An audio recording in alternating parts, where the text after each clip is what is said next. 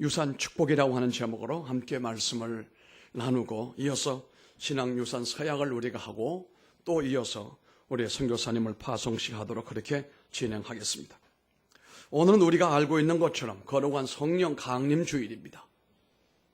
성령 강림 주일은 우리 주님께서 부활하신 이후에 40일 동안 제자들과 함께 하시고 그리고 마지막 그들에게 하신 말씀이 예루살렘을 떠나지 말라.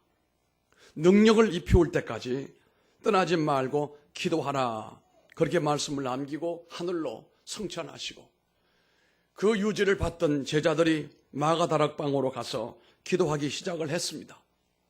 기도하는 동안에 바쁜 일들, 이런 일 저런 일 이런 분들이 빠지기는 했습니다만 마지막에 남은 사람들이 120명이 모였을 때 오직 기도에 몰입을 했을 때 위로부터 불같은 성령이 그들 위에 임하시면서 그들을 통해서 하나님의 새로운 나라가 열리기 시작을 하고 가는 곳마다 복음이 증거되고 교회가 세워지게 되고 하나님의 감추어졌던 구원의 역사가 찬란히 이 땅에 빛났던 바로 그날 그 역사 성령 강림입니다. 그 이후로 해마다 그 2주일이 되어지게 되면 온 세계 교회는 그 성령을 사모하며 그 성령의 능력을 덧입기 위하여 교회와 성도들이 기도하는 일로 몰입을 했습니다. 이 성령 강림 주일이 끝나면 이제 6월 달에는 우리의 목적은 오직 성령의 충만함입니다. 아멘.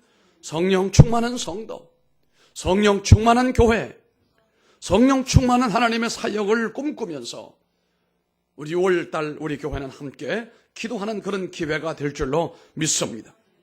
또한 이렇게 하나님 앞에 위대한 신앙 유산을 다음 세대에 넘겨주고 또 다음 세대로 이어지게 하는 서약을 할 수 있도록 하나님 은혜 베풀어 주심에 대하여도 감사드리는 것입니다. 제가 늘 새목마다 간절히 기도하는 것은 이 신앙 유산이 주님 오시는 그때까지 이루어지기를 원합니다. 내가 자녀들에게 물려줄 만한 아파트는 없어도 물려줄 만한 땅덩어리는 없어도 금보다 귀한 이 신앙 유산만큼은 반드시 물려주자. 이것이 다음 세대, 그 다음 세대 줄기차게 이어지도록 내 믿음에 이 책임을 지고 있는 나로서는 부모님들 특별히 뜨겁게 기도하면서 하나님의 역사가 그렇게 이어지게 되기를 원하는 마음이 저의 기도 제목이라 이렇게 말씀드릴 수도 있습니다.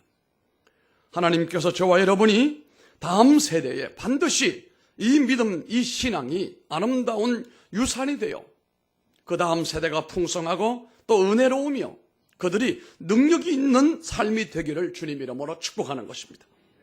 우리는 물려주고 싶은데 자녀들이 바라지 않는다면 이처럼 슬픈 일도 없습니다. 또 자녀들은 받기를 원하는데 부모들이 물려줄 만한 신앙의 유산이 없는 것도 가슴 아픈 일이 아닐 수가 없습니다. 우리는 다음 세대가 정말 하나님을 사모하고 오늘 제가 아침에 예배를 인도하면서 성시를 읽었는데 바로 그 말씀 그대로 늙은이들과 젊은이들과 모든 사람들이 꿈을 꾸고 위에서부터 주시는 성령을 덧입어서 이 세상 탓하지 않고 믿음의 본분을 따라 살아가고 하나님의 영광을 돌리고 하나님의 은혜와 복을 받는 이런 역사가 우리 가운데 일어나고 있다고 한다면 얼마나 다양한 일이겠는가. 그런데 우리가 염려할 만한 시대를 우리가 맞이하고 말았습니다. 우리의 자녀들이 다음 세대들이 이 신앙생활을 우리가 원하는 대로 그대로 받아서 영광스러운 신앙을 이 부모로부터 물려받은 신앙을 재산보다 생명보다 귀한 것으로 여기고 살아가느냐? 그렇지 않는 시대를 맞았다는 겁니다. 이미 우리나라에도 유럽이나 미국을 얘기하지 할 필요가 없습니다. 대학의 학생들이 주일날 정기적으로 예배당 나가는 젊은이들이 2%에서 2.5%예요. 이미 젊은이 세대는 교회가 신앙이 절벽에 떨어진 거예요. 인구도 절벽으로 떨어졌습니다. 우리가 삼포시대라고 말하잖아요. 삼포시대. 연애 포기, 결혼 포기, 세 번째 뭐죠? 자식 포기. 그 다음 7% 이어집니다. 7%. 골치 아프니까 그건 하지 말자. 취업 포기. 우리 시대는 우리 젊은 아이들이 웬만큼 신앙으로 무장하지 않고 웬만큼 쉐마 교육을 하지 않으면 어느 누구도 장담할 수 없습니다. 아마 오늘 이 예배의 신앙유산을, 이 바톤을 반드시 내가 너에게 이 신앙유산 바톤을 주니까 네가 받아라. 그리고 너는 다음 세대 반드시 이어줘야 되고, 그리고 그 다음 아이는 그 다음 세대 이어주게 하는 넥스트 제너레이션. 이것이 오늘 우리 가운데 이루어지고 있어야 된다 이 말입니다. 이게 불안하다고 한다면 여러분, 우리는 가슴을 치고 통곡을 하며 기도해야 됩니다. 은혜를 사모해야 됩니다. 내 자녀들과 후손들은 지옥 가는 사람이 없게 해야 된다 이 말씀입니다. 각 시대마다 하나님으로부터 멀어져가는 현상이 뚜렷하게 보입니다. 각 세대를 표현하는 말이 다 있습니다만은, 예를 들어 우리나라에는요, 일제의 그 압박과 해방 이후에 혼란기 속에서 많은 고통을 당하고, 또 한국 전쟁을 경험을 하게 되고, 전쟁 이후에 경제 개발에 그 가난한 경험을 했던 세대를 가리켜 기성세대라고 말합니다. 이 오늘 세대 사람들은 그 기성시대 사람들을 상당히 꼰대 시대다 이렇게 말하기도 합니다. 그리고 1970년 경제개발 이후에 풍요한 때에 태어났던 70년 이후에 초등학교를 다녔던 비만 세대를 가리켜 신세대라 이렇게 부릅니다. 미국에서도 마찬가지입니다. 1945년 2차 세계대전이 끝난 후에 1946년부터 출산이 크게 증가했습니다. 전 세계 역사를 보면 우리도 그렇고 미국도 그렇고 일본도 그렇습니다. 전쟁이 끝나자마자 폭발적인 인구 성장이 이루어졌거든요. 미국에는 2차 세계대전 이후에, 월남전 이후에 인구 폭발이 그렇게 일어났습니다. 그래서 46년부터 65년 사이에 태어난 사람들을 가리켜 베이비 부모들이다. 베이비 부모들이다. 그렇게 부릅니다. 그 후에 65년 이후부터 베이비 부모 다음 세대부터 베이비 버스트라고 부르는데, 더글라스 쿠플랜드라는 사람이 제너레이션 X라고 하는 소설을 써내면서 흔히 그 시대 사람들 가리켜 X세대다. 프랑스의 르몽도지는 글로벌 X 제너레이션이라고 하는 말을 만들어내는데, 이것은 다국적인 자본, 다국적인 전파가 합작해서 만들어낸 시대의 산물이다. 그래서 음악과 스포츠가 국제 언어가 되고, 같은 의상을 입고 가전제품을 좋아하고 컴퓨터 마인드를 무장하고 기존의 정치와 경제, 문화, 국정을 그렇게 몹시 뛰어넘는 초월의 세대다. 그렇게 말했습니다. 흔히 오늘 요즘에는 4차 산업시대 사람들이다. AI 시대 사람들이다. 4차 산업이 이루어지게 되면 그 이전에 배웠던 모든 정보와 지식과 교육의 절반이 필요하지 않다는 얘기입니다. 아마 저도 이 4차 산업에 진입하여 살기가 참 어려운 세대가 됐고, 여러분도 마찬가지일 것입니다. 이렇게 급변하는 세계 속에서 이런 자녀들을 양육하는 부모들의 고민이 이만저만이 아닌 것입니다. 이 젊은 부모들은 자신들의 삶을 살기도 참으로 힘들지만 이 아이들을 어떻게 새로운 세대에 뒤지지 않는 사람들로 키울 것인가? 이것을 위해서 어떻게 아이들을 학원에 보내고 어떻게 좋은 학교를 보낼 것인가? 아이들을 뒤처지지 않는 앞장서는 아이들로 키우기 위하여 만 가지 고생을 마다하지 않고 애쓰는 부모들이 젊은 세대 부모들이에요. 그런데 이렇게 되어져 가는 가운데 부모가 기대하는 만큼 자녀들이 그렇게 되느냐? 아니면 부모가 자녀들을 망치고 있는 것인가? 부모가 자녀들에게 병적인 애착을 가지고 내가 이루지 못한 꿈이 이 아이들 통해서 이루어지기를 원하여 아이들을 달랄복가되고 아이들에게 기대감을 걸고 과도한 부담을 주는 것은 아닌가? 부모 때 고생했던 고생을 대물림하지 않고 내가 이루지 못했던 꿈을 이 아이에게 심어주지 말고 위대한 꿈을 이루기를 원하는 그런 부모들의 요구에 자녀들이 과연 부응하고 있는가? 과연 우리 아이들이 명문대학을 나오고 높은 지위를 차지하고 부모들에게 효도하며 가정을 잘 다스리느냐? 사회에 봉사하고 도덕적인 정직한 삶을 살아가는 것인가? 아니라는 사실입니다. 부모가 기대했던 바대로 아이들이 그렇게 살아가지 않는다는 사실입니다. 그 어려운 경제적인 고통을 감내하며 아이들을 위하여 정성을 다 바쳤지만 부모가 원하는 기대하는 대로 아이들이 되지 않는다는 사실이, 그보다는 부모와 자녀 세대가 단절이 되어지게 되고 남남이 되어지게 되고 도리어 기대와 정반대로 이어지게 되는 상황이라 이 말입니다. 그런데 그렇지 않고 부모가 기대하는 대로 부모와 자식이 같은 삶을 영위하고 사랑과 공감을 하면서 살아갈 수 있는 유일한 방법이 뭔가? 바로 이것이 신앙 유산이 이어져야 된다는 사실입니다. 부모의 믿음이 자녀들에게 유산으로 물려지게 될 때 그 자녀들은 부모에게 효도하지 말라고 해도 효도 잘하고 자신들의 삶의 목적이 무엇인지를 깨달아 알게 되어지게 되고 아버지 어머니가 교회 앞에서 봉사하고 헌신했던 믿음의 모습을 보고 익혔으니까 그대로 따라가더라 이 말이에요. 도덕적인 문제도 염려하지 못하고 어떤 자리에 가더라도 정직하게 양심적으로 신앙을 가지고 살아갈 수가 있더라 이 말입니다. 결국 하나님을 버리고 신앙이 없어지게 되면 자식 노릇도 못하고 세상 어디에 가서든지 인간 노릇 못하고 이 세상 어지럽게 만들어내는 일에 동조하는 협력자밖에는 안 된다는 사실입니다. 하나님 주시는 그 은혜를 우리 자녀들이 받아 누릴 수 있게 부모들은 해야 됩니다. 부모들의 자녀들이 하나님의 은혜를 누리는 일에 방해거리가 되면 안 됩니다.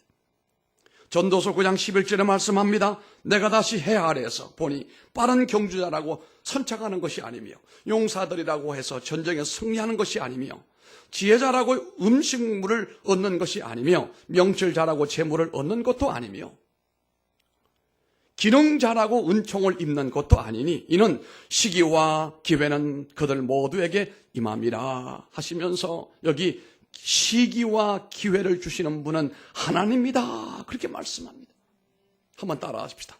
시기와 기회는 하나님이 주신다.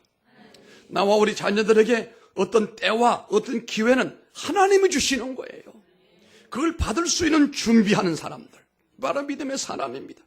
반드시 우리에게는 기회가 옵니다. 그 기회가 왔을 때 그 기회를 내 기회로 만들고 그 기회의 주인공이 될 수 있게 하는 것은 우리의 믿음의 화답이라는 사실입니다. 그래서 부모된 자로서 중요한 사명은 자신에게 임한 하나님의 축복이 자녀들 가운데 계속 이어져 후대에 나타날 수 있도록 부모들의 신앙적인 노력을 다하는 것입니다. 이러한 부모의 의식적 노력을 신명기 6장 7절에는 뭐라고 말씀했습니까? 가르침이라고 말합니다. 내 자녀에게 부지런히 가르치며 집에 앉아있을 때든지 길을 갈 때든지 누워있을 때든지 일어날 때든지 이 말씀을 강론할 것이며 여러분 이게 쉐마 교육입니다. 틈날 때 자꾸 얘기하라. 신앙을 얘기하고 하나님을 자꾸 얘기하라. 성경을 자꾸 얘기하라. 특히 오늘 우리가 함께 읽은 본문의 말씀에도 우리는 그 사실을 발견하게 됩니다. 이제 모세가 이스라엘을 인도하여 그들의 노예 신분에서부터 자유의 사람으로 만들어 놨습니다. 하나님을 잘 섬길 수 있는 여건을 만들어 놨습니다. 무엇보다도 약속의 땅 가나안에 들어가거든 꼭 하나님 섬겨라. 제차 3차 여러 번 모세는 그들에게 얘기를 했습니다.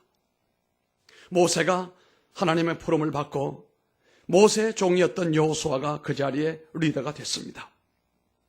결국 이스라엘은 여호수아의 인도로 출범 제2기의 나라를 시작을 하게 됩니다.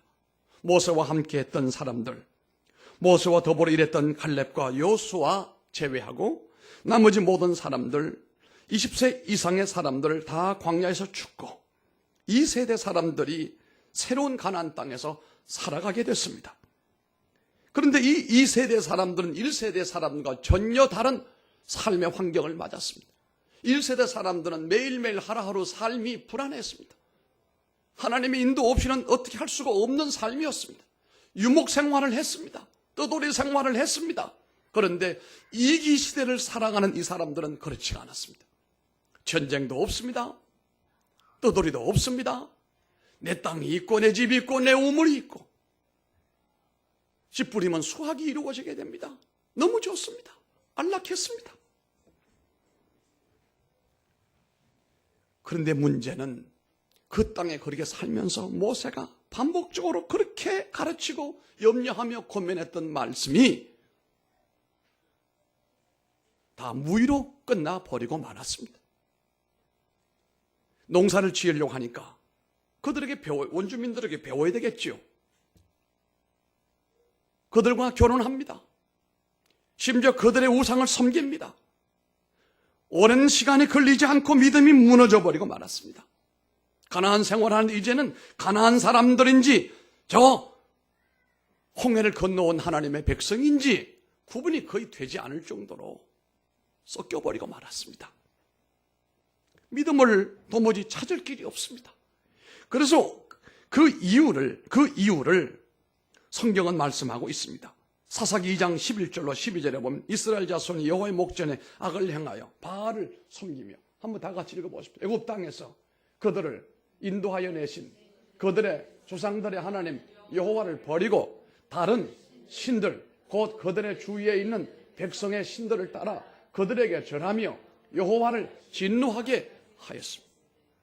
모세가 그렇게 염려하던 그것이 현실로 다가왔다. 모세가 이들을 이끌고 이렇게 살아가라고 가나안으로 온 것은 아닌데, 하나님이 그들을 이곳에 옮겨놓을 때 이렇게 살라고 한 것은 아닌데 기대와 전혀 다른 방향으로 가버리고 말았습니다. 여러분, 신앙을 얻기 위하여, 신앙의 부흥을 일으키기 위해서는 많은 시간이 필요하고 땀이 필요하고 눈물이 필요하고 고생이 따라오는데요, 신앙이 내리막길로 떨어지고 절벽으로 떨어지는 건 순식간에 떨어져 버리고 맙니다. 그래서 부모들은 신앙생활에 대하여 긴장을 늦출 수가 없는 거예요. 믿음을 얻기 위해서 한 가정이 귀가 인도가 되어지게 되고, 한 가정이 신앙으로 살아가고, 한 가정이 기도하는 가정 되고, 하나님 섬기는, 이렇게 되기까지는 엄청난 수고가 따르고 시간이 많이 걸리고 누군가는 십자가를 짊어져야 되고 고난도 있고 핍박도 있어야 되는 거 아닙니까? 그런데 그 신앙의 내리막길로 가는 것은 소리 없는 죽음과 같은 거예요. 금방 타락되어 버리고 말하며 오랜 시간이 결코 걸리지가 않는다는 사실입니다. 이것이 우리로 하여금 염려케 하는 것입니다. 심지어 그들은 사사기 2장 10절의 말씀을 보면은 이렇게 전락해버리고 말았어요.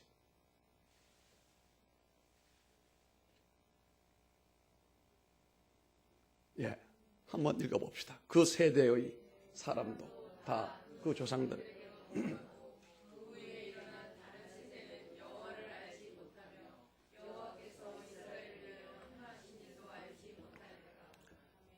기가 막힐 일입니다.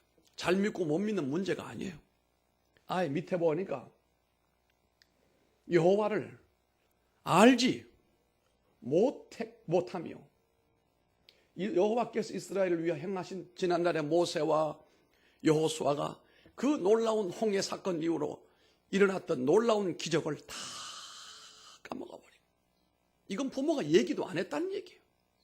사사시대에 부모들이 그 얘기도 안 해주고, 그럼 주로 했던 얘기가 뭐겠어요? 돈 버는 얘기, 시집 장가가는 얘기, 문화 얘기, 즐기는 얘기, 이런 얘기만 했겠지요.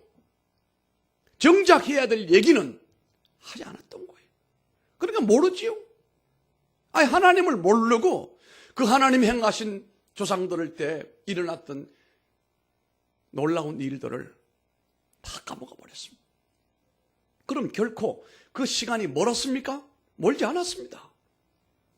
길어봐야 300년이고 짧게는 100년이고 그 안에 일어난 역사를 다 까먹어버리고 말았습니다. 이걸 가리켜 신앙의 단절이다, 신앙의 절벽이다, 그렇게 말합니다. 이건 신앙의 단절이고 신앙의 절벽을 뛰어넘어서 하나님 축복의 단절이에요. 축복의 단절.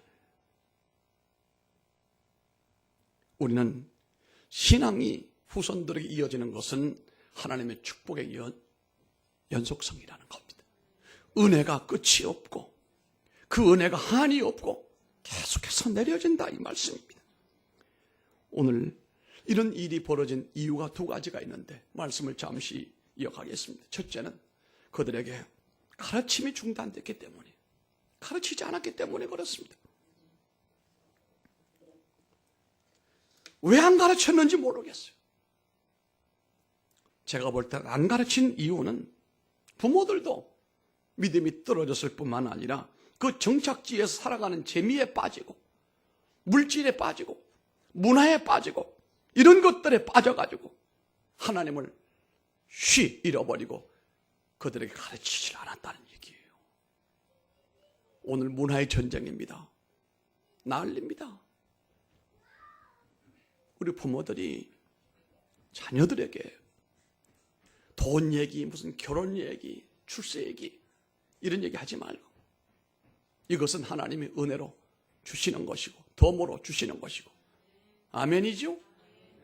그게 축복의 열차가 내게로 오게 하려면 하나님을 잃어버리지 말고 하나님을 찾고 하나님을 가까이 모시고 하나님을 섬기고 그로부터 오는 은혜와 축복이 강물처럼 흘러내려오게 해야 되지 않냐 이거예요.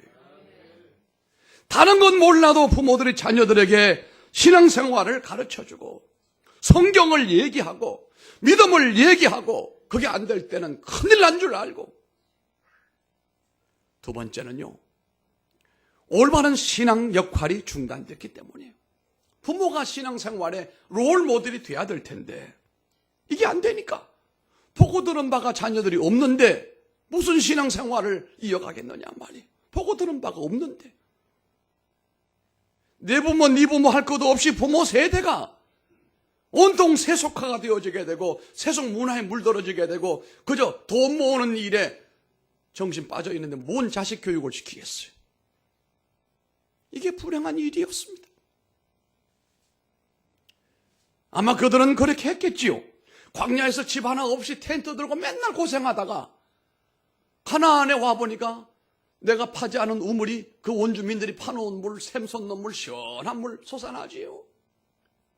땅을 다 개간해서 옥토 만들어라 씨만 뿌리면 이렇게 수확이 되지요. 광야에는 없던 이른 비 늦은 비가 때를 따라 내려오지요. 원수들 전쟁도 없지요. 살판난 거예요.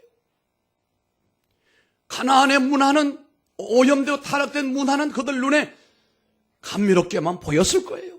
그러니까 이게 똥인지 된장인지 속된 말로 구분도 못하고 그냥 그 문화에 젖어서 그냥 살다 보니까 부모들이 그 신앙생활에 올바른 롤모델이라고 하는 역할이 없어져 버리게 된 거예요. 부모도 그냥 되는 대로 살고 즐기고 엔조이하고 말이에요. 애들은 애들대로 그렇게 돌아다니고 이러다 보니까 가나안 원주민들하고 혼인이 이루어지게 된 거예요. 여러분 웬만하면 믿음의 사람들과 꼭 결혼하시기 바랍니다. 결혼한 분들은 아멘 할 것도 없어요. 뭐 또 하려고 그래요. 안 한 분들만. 왜냐하면 여러분 아시잖아요. 안 믿는 집에 시집 가서 그 남편 예수 믿게 하려면 그 고생이 말도 못하는 거예요. 속무상 그래 안 그래? 남자들 만만치 않습니다. 남자만 그런 거 아니에요. 여자들도 만만하지 않습니다. 그거 데려다가 예수 믿게 만들고 은혜 받게 만들려면 정말로 어렵고 힘든 거예요. 도리어 어떤 사람은 그 좋은 믿음 가지고 결혼할 때는 알았다고 교회 온다고 해놓고 교회 못 가게 하는 거예요. 그나마도. 신앙 팔아먹은 사람도 있습니다. 선교하러 내가 선교 차원에서 결혼하겠다고 해놨더니 선교 차원은 고사하고 지 믿음도 잊어버리고 말이에요. 우리 시대는 믿음 잃어버려도 애통하는 이도 없고 안타까운 것도 없고 새벽마다 그렇게 기도하는 사람은 점점 줄고